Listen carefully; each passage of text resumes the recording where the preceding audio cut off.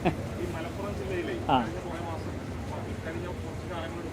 പോലീസുമായി ബന്ധപ്പെട്ട നിരവധി സംഭവങ്ങളുണ്ടായി. ഇപ്പോൾ ഇവിടെ തന്നെ താനൂർ കസ്റ്റഡി കൊലപാതക കേസ് അന്വേഷണം നടന്നുകൊണ്ടിരിക്കുകയാണ് CBIയുടെ. ഇവിടെ തന്നെ CPM പോലീസിനെതിരെ ഒരു പ്രതിഷേധം സംഘടിപ്പിച്ചിരുന്നു വിഷയവുമായി ബന്ധപ്പെട്ട് SIക്കെതിരെ. അപ്പം ഈ സമ്മേളനത്തിൽ പോലീസിന്റെ പ്രവർത്തനങ്ങളെക്കുറിച്ച് എങ്ങനെയാണ് CPM വിലയിരുത്തുന്നത്? അല്ല, കേരളത്തിലെ പോലീസ് നയം, പോലീസ് സേന ഇന്ത്യക്ക് മാതൃകയാണ്. ഇത് CPM സംസ്ഥാന കമ്മിറ്റി അങ്ങനെ വിലയിരുത്തിയിട്ടുള്ളത്. നീതി ആയോഗാണ്. എല്ലാ കൊല്ലത്തിലും അവരുടെ വിലയിരുത്തൽ എന്താ? ഏറ്റവും മികച്ച പോലീസ് കേരളത്തിലാണ്, ഉദ്യോഗസ്ഥന്മാരിൽ ഏറ്റവും അഴിമതി കുറവ് കേരളത്തിലാണ്. ഇത് നീതി ആയോഗ് എല്ലാ കൊല്ലവും വിലയിരുത്തുന്നു, പുരസ്കാരം നൽകുന്നു. എന്നാൽ ഇത്തരം സേനകളിലും ഉദ്യോഗസ്ഥന്മാരിലും ചില കറുത്ത പുള്ളികളുണ്ടാവും.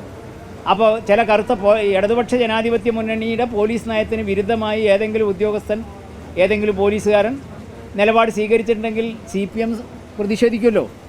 സ്വാഭാവികമല്ലേ? അത് സ്വാഭാവികമാണ്.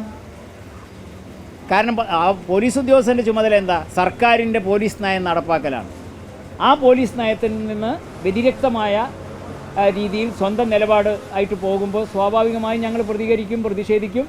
അതിൻ്റെ ഏറ്റക്കുറച്ചിലിനനുസരിച്ച് ഗൗരവത്തിൽ പ്രതികരിക്കും. അല്ല, സർക്കാരിൻ്റെ നയങ്ങൾക്ക് ഉദ്യോഗസ്ഥന്മാർ ഒറ്റപ്പെട്ട രൂപത്തിൽ ചെയ്യുന്ന കാര്യങ്ങളെ സർക്കാരിൻ്റെ നയമായിട്ട് വ്യാഖ്യാനിക്കാൻ പറ്റുമോ? മുഖ്യമന്ത്രി ആവർത്തിച്ച് പറയുന്നത് എന്താ?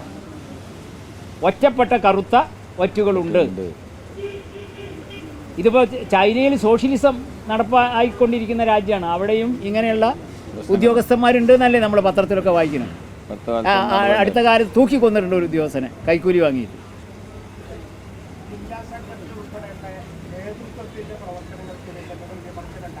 നേതൃത്വത്തെ പറ്റി നല്ല അഭിപ്രായമാണ് പറഞ്ഞിട്ടുള്ളത്. നേതൃത്വം ഞങ്ങളെല്ലാം തികഞ്ഞവരാണ്, എല്ലാം കേമാണ് എന്നല്ല ഞങ്ങളുടെ റിപ്പോർട്ടിൽ പറഞ്ഞത്. ഞങ്ങൾക്കൊക്കെ പോരായ്മകളുണ്ട്, കുറവുകളുണ്ട്. നല്ല ഉള്ളു തുറന്ന സ്വയം വിമർശനത്തോടു കൂടിയാണ് നേതൃത്വം സമ്മേളനത്തെ സമീപിച്ചിട്ടുള്ളത്. വിമർശനം മാത്രമല്ല, അതുകൊണ്ട് തന്നെ ഉള്ളു തുറന്ന സ്വയം വിമർശനം നടത്തിയതുകൊണ്ട് ആ റിപ്പോർട്ടിനെ കുറിച്ച് നേതൃത്വത്തിൻ്റെ രീതിയെക്കുറിച്ചൊക്കെ നല്ല മതിപ്പാണ് പൊതുവെ സമ്മേളനത്തിലുണ്ടായിട്ടുള്ളത്.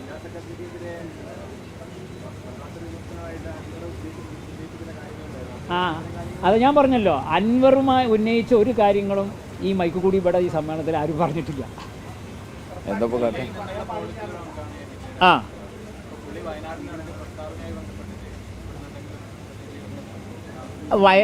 അദ്ദേഹം നടത്തിയത് പാർട്ടിയുടെ നയമല്ലേ അദ്ദേഹം പറഞ്ഞത്? നയം പറഞ്ഞാൽ അത് വിജയരാഘവ സാവിന് ആ നയം കൃത്യമായി പറഞ്ഞതുകൊണ്ട്, ധീരമായി പറഞ്ഞതുകൊണ്ട് നല്ല അഭിനന്ദനമാണ് സമ്മേളനത്തിൽ കിട്ടിയത്. ചർച്ചയിൽ ഭൂരിഭാഗം ആൾക്കാരും അദ്ദേഹത്തെ ധീരമായ നിലപാട്, പാർട്ടി നയം ശക്തിയായി, അതിനെതിരായി എതിർപ്പുകൾ വന്നപ്പോഴും ആ എതിർപ്പിൻ്റെ മുമ്പിലും കൂസാതെ ശക്തിയായി ആ നയം ആവർത്തിച്ചു. അപ്പോൾ അതിൽ നല്ല മാതൃകാപരമായ ഒരു രീതിയാണ് അദ്ദേഹം സ്വീകരിച്ചത് എന്നുള്ള അഭിനന്ദനമാണ് സമ്മേളനത്തിൽ ഉണ്ടായിട്ടുള്ളത്.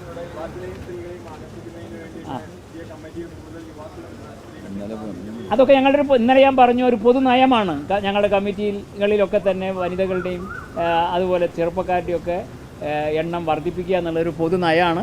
ആ പൊതു നയം ഞങ്ങൾ ഇവിടെയും നടപ്പാക്കാൻ വേണ്ടി പരമാവധി ശ്രമിക്കും.